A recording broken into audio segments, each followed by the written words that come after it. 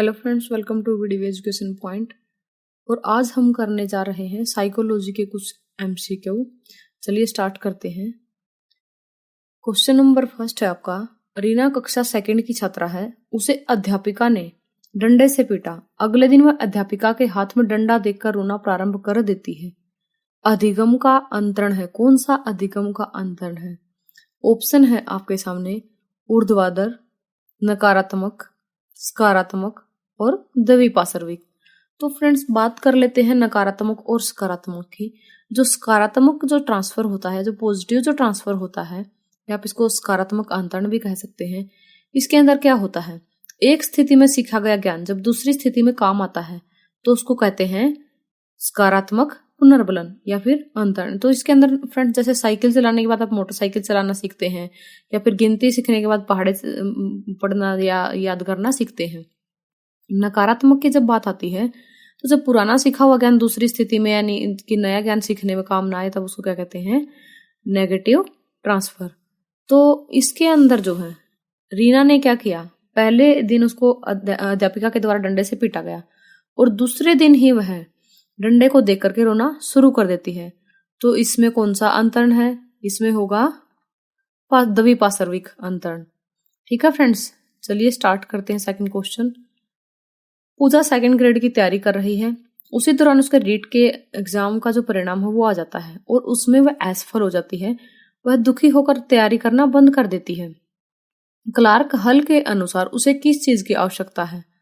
Options हैं आपके सफलता, अभिप्रेरणा, पुनर्बलन या फिर भोजन।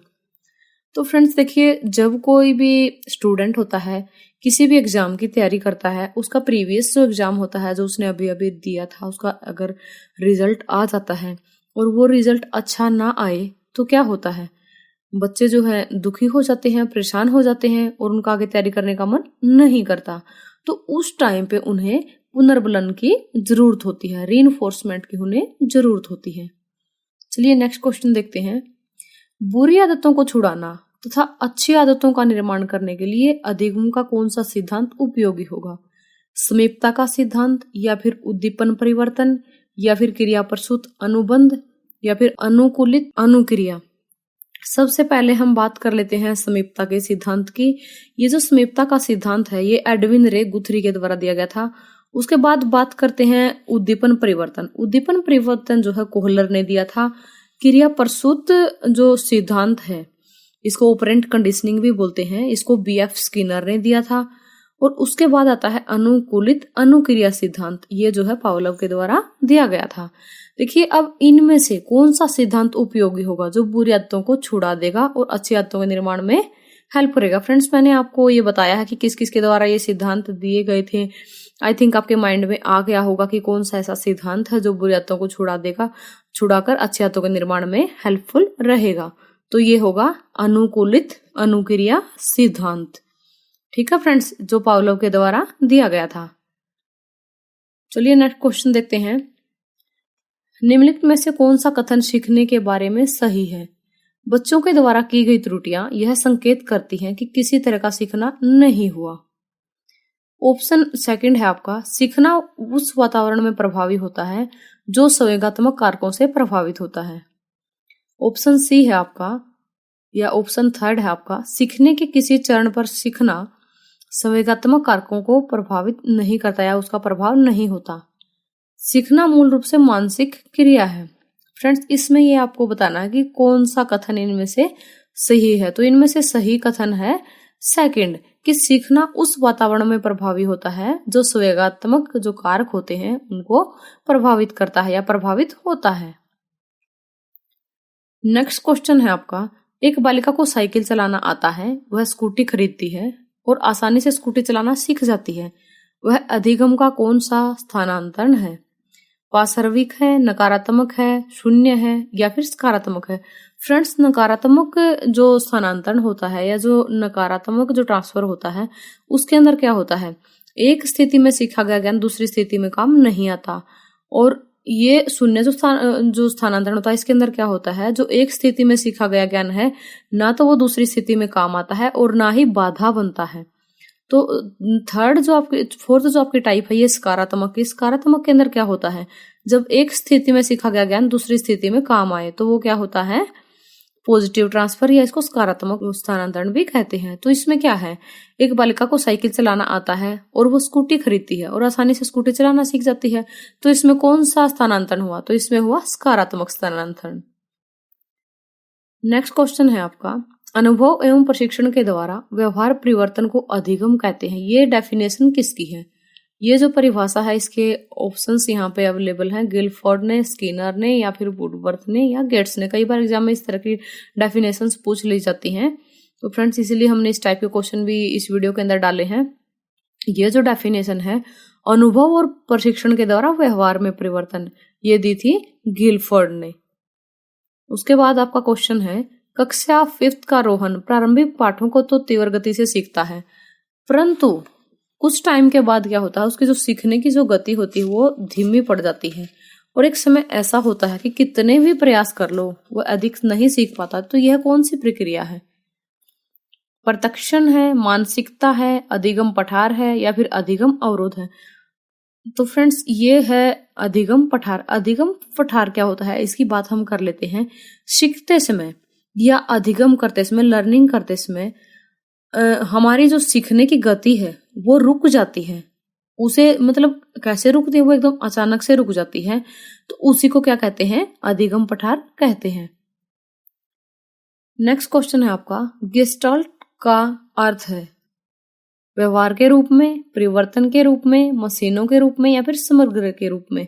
तो फ्रेंड्स जैसे ही गेस्टाल्ट वर्ड आता है तो इससे आप समझ गए होंगे ये क्या है, समग्र के रूप में। इसका करेक्ट ऑप्शन यही रहेगा।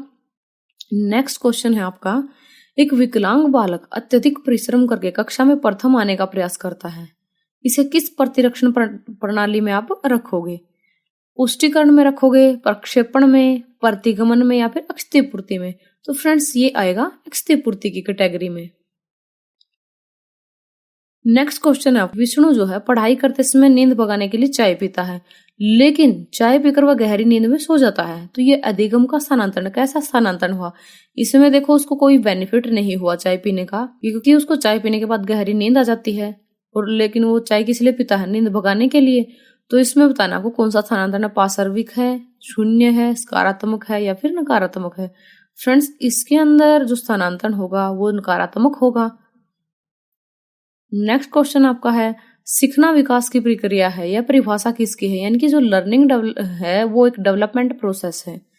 तो ये डेफिनेशन किसने दी थी, क्रो एंड क्रो ने दी थी, वुडवर्थ ने, या फिर गिलफोर्ड ने, या फिर स्किनर ने। तो फ्रेंड्स इसका जो करेक्ट ऑप्शन रहेगा वो रहेगा वुडवर्थ ने, यानी कि ऑप्शन बी। चलिए नेक्स्ट क्वेश्चन देखते हैं, विद्यार्थियों को अगले कार्य के लिए तैयार करने हेतु प्रथम परिस्थिति में प्रदान किया गया पुनर्बलन अभिप्रेरणा का कार्य करता है। यह अधिगम का सिद्धांत है। कौन सा अधिगम का सिद्धांत है, व्यवस्थित व्यवहार, समीपता का, क्रिया प्रसूत अनुबंधन का, या फिर उद्दीपन परिवर्तन का। फ्रेंड्स ये रहेगा क्रिया प्रसूत अनुबंधन का सिद्धांत, जो हमने आपको भी बताया था। ये किसने दिया था, BF स्किनर ने दिया था, जिसको ऑपरेंट कंडीशनिंग भी कहते हैं। नेक्स्ट क्वेश्चन है आपका, इमली का नाम लेने से मुंह में पानी आ जाता है, यानी कि किसी भी चीज का नाम लिया और उसका नाम लेते ही मुंह में पानी आ जाने का जो कारण होता है उसको आप किस सिद्धांत के नाम से जानेंगे, समग्राकृति, या फिर उद्दीपक प्रतिक्रिया, या संबंध प्रतिक्रिया, या फिर स्केरिय अनुबंधन। तो आप इसको जानेंगे उद्दीपक प्रतिक्रिया के नाम से। नेक्स्ट क्वेश्चन है आपका, चंचल प्राय जल्दी उठने के लिए सुबह 4 बजे का अलार्म भरती है और अलार्म बजने पर वह उठ जाती है। 3-4 दिन के बाद क्या होता है, अलार्म बजने से पहले ही उसकी नींद खुल जाती है। तो अधिगम का कौन सा सिद्धांत है, उद्दीपन है, शास्त्रीय अनुबंधन है, व्यवस्थित व्यवहार है, या फिर अंतर्दृष्टि है। फ्रेंड्स इसके अंदर होगा शास्त्रीय अनुबंधन। शास्त्रीय अनुबंधन का सिद्धांत जो है किसने दिया था, ये पावलोव ने दिया था। अनुभव के द्वारा व्यवहार में परिवर्तन होना ही अधिगम है। ये अधिगम की परिभाषा किसने दी थी, बर्नहास्टर ने, गेट्स और अन्य ने, या फिर E.A. पील ने, या फिर स्किनर ने। फ्रेंड्स ये जो डेफिनेशन है ये गेट्स और अदर्स की है। नेक्स्ट क्वेश्चन है आपका, क्रियात्मक अनुबंधन का सिद्धांत किसकी देन माना जाता है, क्रियात्मक जो अनुबंधन का सिद्धांत था फ्रेंड्स, इसके ऑप्शन है थॉर्नडाइक, स्किनर, पॉवलोव या फिर उपयुक्त सभी। तो इसका करेक्ट ऑप्शन होगा स्किनर, यानी कि जो क्रियात्मक अनुबंधन का सिद्धांत है वो किसने दिया था? स्किनर ने दिया था। Thanks for watching friends. अगर आपको वीडियो अच्छी लगी तो वीडियो को लाइक करना, अगर आप चैनल पे नए हैं तो चैनल को सब्सक्राइब करना न भूलें।